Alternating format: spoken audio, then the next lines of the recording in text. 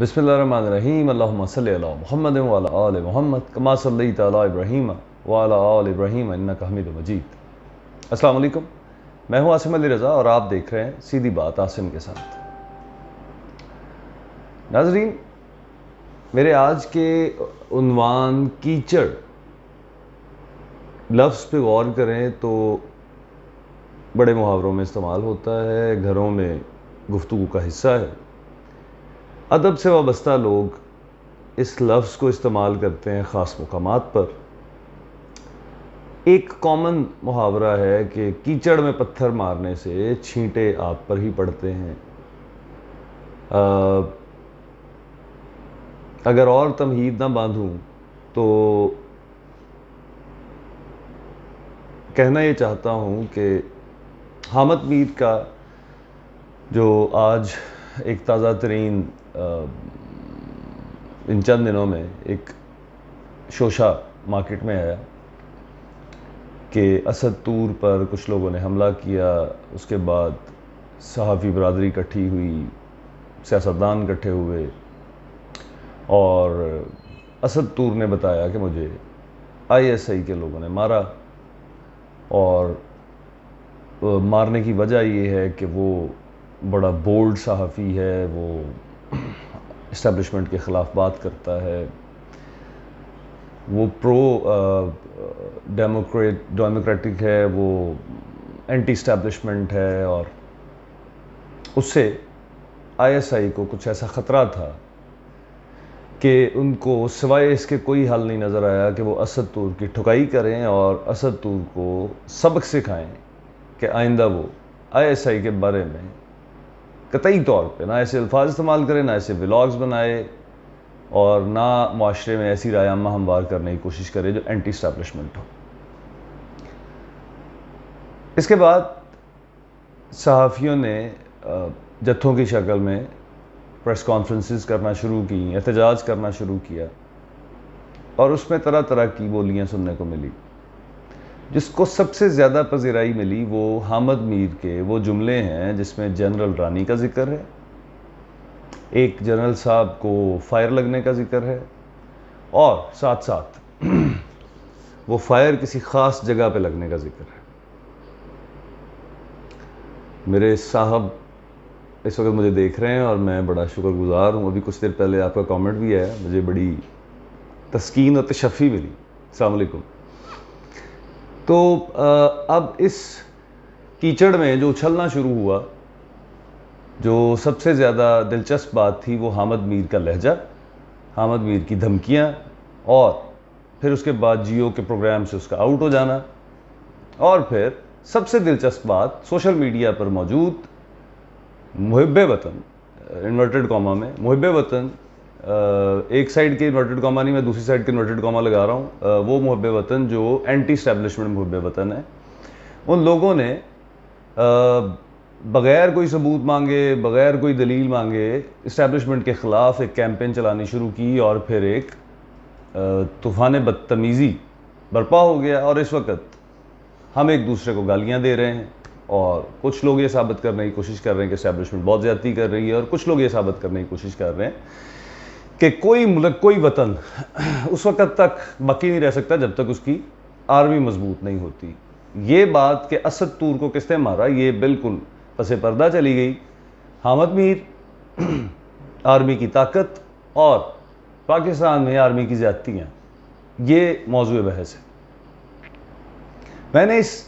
आज के प्रोग्राम का उन्वान कीचड़ बड़ा सोच समझ के रखा है। कीचड़ वो जगह है या वो चीज़ है जिसमें हम अपने बच्चों को खेलने नहीं देते। हम किसी नौजवान समझदार को उसमें हाथ मारते देखें तो उसे पागल कहेंगे और किसी बुरी सोबत या किसी बुरे ग्रोह से बचना हो तो हम ये मुहावरा इस्तेमाल करते हैं कि कीचड़ में ईंट पत्थर मारने से आप पर छींटे पड़ते हैं। मतलब इन बुरे लोगों से किनारा करें, इनको समझाने की इनके साथ किसी तरह की बहस मुबासे की ज़रूरत नहीं है क्योंकि ये फिर बदतमीज़ी करेंगे और आपकी शख्सियत पर उसके बुरे असरात पड़ेंगे। क्या असद तूर के इस वाक़े के बाद अब तक पाकिस्तान की ओवरऑल जो सोसाइटल शक्ल है, जो मुआशरती शक्ल है, वो कीचड़ से कहीं कमतर नज़र नहीं आती? مطلب یہ کہ پڑھے لکھے وکلا صاحبان ہوں، کارپوریٹ میں کام کرنے والے لوگ ہوں، پرائیویٹ سیکٹر کے دوسرے ادارے ہوں، دوسرے لوگ ہوں، طالب علم ہوں، دکانوں پہ کام کرنے والے لوگ ہوں، کسی بھی شعبہ زندگی سے تعلق رکھنے والے لوگ ہوں، ان کو آپ سوشل میڈیا پر دیکھیں تو آپ کو سمجھ آئے گا کہ بات کرنے کے لیے کسی ثبوت کی، کسی دلیل کی، کسی لاجک کی، کسی سینس کی ضرورت نہیں ہے۔ جیسے کیچڑ میں کھیلتے بچوں کو کیچڑ میں ہاتھ گندے کرنے کے لیے کسی وجہ کی ضرورت نہیں ہوتی۔ سو بلا کسی وجہ کے پروگرامز ہو رہے ہیں، ویلاگز ہو رہے ہیں، تو میں نے سوچا کہ میرا بھی ایک چینل ہے، میرا ایک پیج ہے، اور جس پہ کرنٹ افیئرز پہ بات ہونی چاہیے، اور اگر آپ کرنٹ افیئرز کو مس کر دیں، آپ ایسی کسی ٹاپک کو چھوڑ دیں تو آپ یوزلی اپنے ویوز مس کر دیتے ہیں۔ تو اگر میں اس کرنٹ افیئر پہ بات کروں گا، چاہے میں کوئی بات نہ کروں، چاہے میں بے تکی فضول اور واہیات قسم کی گفتگو کروں، لیکن چونکہ اس کا تعلق حامد میر سے ہے، اس کا تعلق اسٹیبلشمنٹ سے ہے، اس کا تعلق آرمی سے ہے، تو پھر اس کو ویوز ضرور ملیں گے۔ کچھ میرے محبت کرنے والے میرے بہت پیارے دوست ہیں جن کو اس بات سے کوئی غرض نہیں کہ میرا ٹاپک کیا ہے، مجھے بات کرنی آتی ہے، مجھے بات کرنی نہیں آتی، وہ مجھے سنتے ہیں، مجھ سے اپنی محبت کا اظہار کرتے ہیں، لیکن میں بات کر رہا ہوں ان لوگوں کی جن کو اس بات سے غرض ہے کہ میں کیا بات کر رہا ہوں۔ تو چونکہ کوئی بات نہیں ہے کرنے کے لیے، جیسے کسی کے پاس نہیں ہے، بہت سے ویلاگز میں نے کچھ تقریباً 30-35 ویلاگز دیکھے ہیں آج میں کچھ فری تھا، مہینے کا آغاز ہے، تو مجھے ان سارے ویلاگز کے اندر کوئی ایسا انویسٹیگیٹو جرنلزم نظر نہیں آیا، مجھے اس میں کوئی ایسی سوائے ششکوں کے، جیسے میں ایک مثال دیتا ہوں،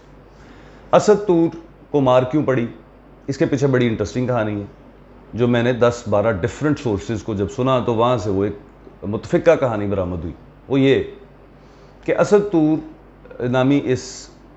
صحافی کم بچے کو کچھ بری عادتیں ہیں۔ وہ بری عادتیں، چونکہ میرا پروگرام بچے بچیاں سب دیکھ رہے ہوتے ہیں تو میں زیادہ ڈیٹیل میں نہیں جاؤں گا، لیکن اس کو کچھ ایسی بری عادتیں ہیں جو لڑکے میں ہوں تو یوزلی باپ بھی اس بچے کو ڈسون کر دیتا ہے اگر اس میں ایسی عادتیں ہوں جو معاشرے میں لوگوں کو پتہ چل جائیں۔ باپ بھی اس کے تعارف سے بچتا ہے پاکستان جیسے ملک میں اگر لڑکے میں ایسی عادتیں ہوں۔ تو اسد طور کو کچھ ایسے مسائل ہیں، نمبر 1۔ نمبر 2،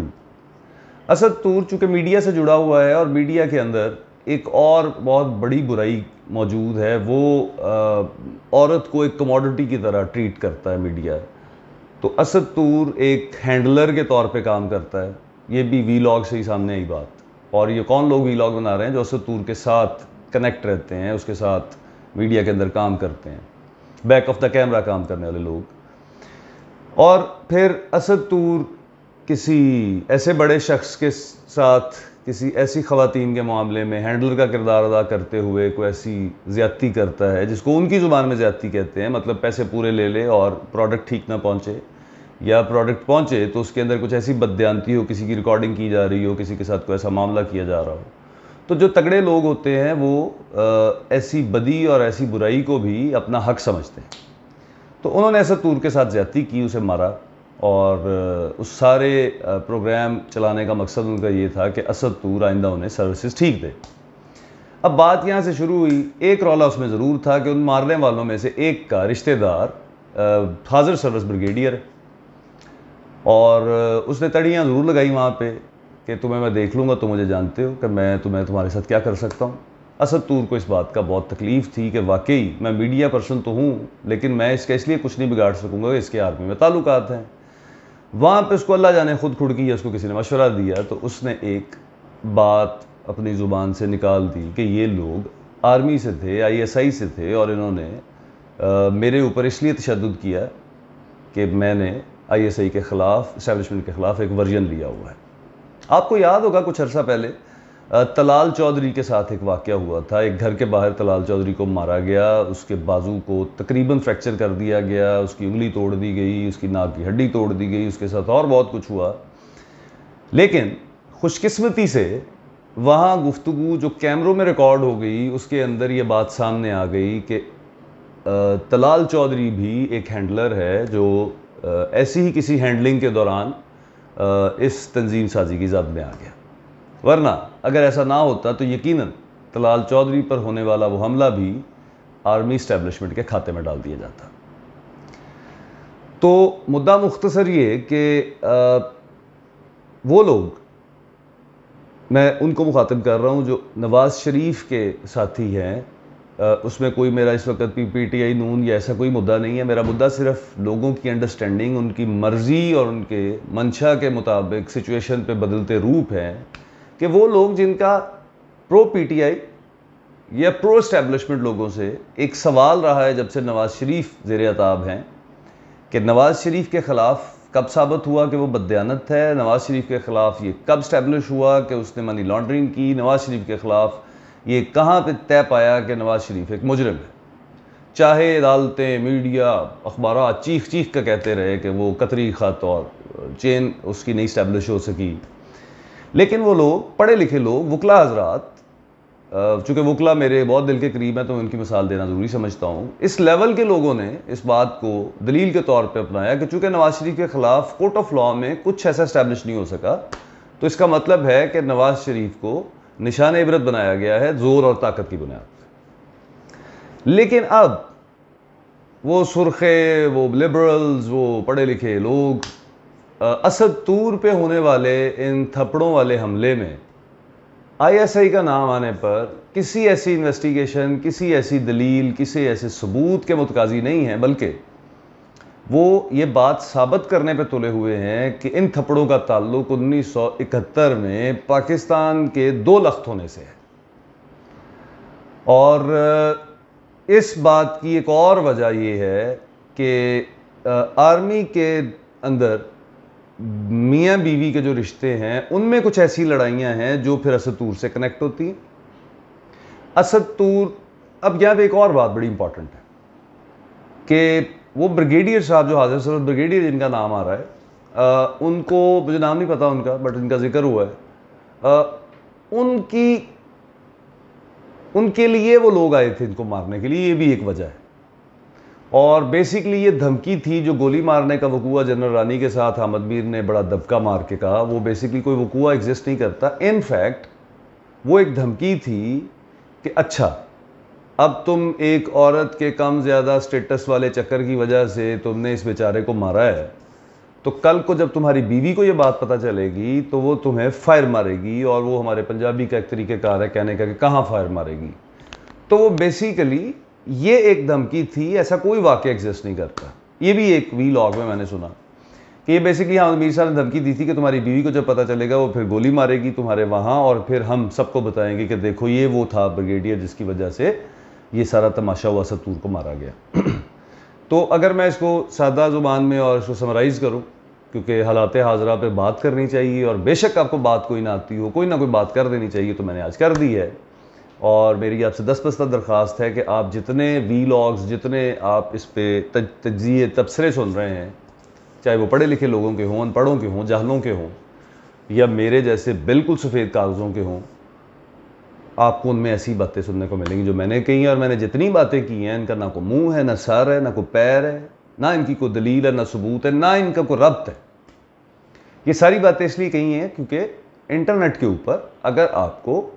ویوز چاہیے اور آپ کو اپنے آپ کو ان رکھنا ہے، اپنے ویوز کو بڑھاتے رہنا ہے، اور اگر آپ مونیٹائزڈ ہیں تو آپ کو پیسے کماتے رہنا ہے، تو آپ کو ویڈیو بنانی ہے. اور اس ویڈیو میں آپ نے یہ انٹرسٹ پیدا کرنا ہے کہ اس ویڈیو کے آخر میں ایک بات ہے جو اگر آپ پوری دیکھیں گے تو آپ کو سمجھ آئے گی. اور وہ کبھی دانش مندی کا مظاہرہ نہیں کرے گا وی لاگ بنانے والا کہ وہ اہم بات آپ کو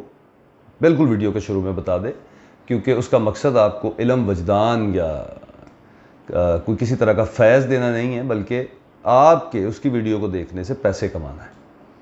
تو یہ ایک بھونڈی سی ایفرٹ میں نے بھی کی ہے، میرا نام بھی شہیدوں کے اندر شامل ہو جائے. تو کیچڑ میں نے اپنے سامنے دیکھا، میرے اندر کا بچہ جاگا، میں نے سوچا میں بھی اس کے اندر ہاتھ ڈال دوں. تو ناظرین، جیسے کہ آپ نے سنا کہ اسد طور ایک ہینڈلر ہے، اسد طور ایک بریگیڈیئر صاحب کے کسی رشتہ دار کے کہنے پہ کچھ ایسا سامان لایا، زندہ جاندار سامان. وہ سامان معیار کے مطابق نہیں تھا. اسد طور نے جو پیسے لیے تھے بات اس سے کہیں مختلف تھی. اس پہ فوجی صاحب کے جو جاننے والے تھے انہوں نے اسد طور کو مارا. اسد طور نے ان سب کو بتایا، باقیوں کو، کیونکہ یہ بھی سارے اسی دھندے میں جڑے ہوئے ہیں. آیا وہ چین سے تھا مال، اس میں حامد میر کا بھی ایک تعلق تھا. حامد میر کو چونکہ وہ مال جس جگہ سے آیا وہ بھی بہت طاقتور ہے، کیونکہ ان کا طاقتور حلقوں میں مال جاتا رہتا ہے. تو انہوں نے حامد میر کو دھمکی دی کہ تمہیں جیو سے نکلوا دیں گے، اور انہوں نے نکلوا دیا۔ اور اب حامد میر یہ کہہ رہے ہیں کہ انہیں ISI نے نکلوا دیا، اور ساتھ کچھ حاجی ٹائپ عورتیں بھی موجود تھیں ان کی اس پریس کانفرنس میں، ان کا بھی ایک مدعا اس میں شامل ہے۔ تو یہ سارا جو کیچڑ ہے جو اس وقت ہمارے آس پاس اچھل رہا ہے، جو ہر ایک پہ جس کی چھینٹیں پڑ رہی ہیں، چاہے آپ اس مدعے میں شامل ہیں یا نہیں ہیں، تو اس کیچڑ کے اندر اصل گند کچھ اس طرح کا ہے۔ اور آخر میں یہ بات کہ جتنی میں نے بات کہی ہے یہ سب جھوٹ ہے، اس کا کوئی کسی بات سے تعلق نہیں ہے، اور فرق صرف اتنا ہے کہ میں جو بات آپ سے کنفیس کر رہا ہوں اینڈ پہ کہ یہ سب بکواس ہے، اس پہ کوئی لاجک کوئی سینس نہیں بنتی جتنی میں نے بات کی ہے،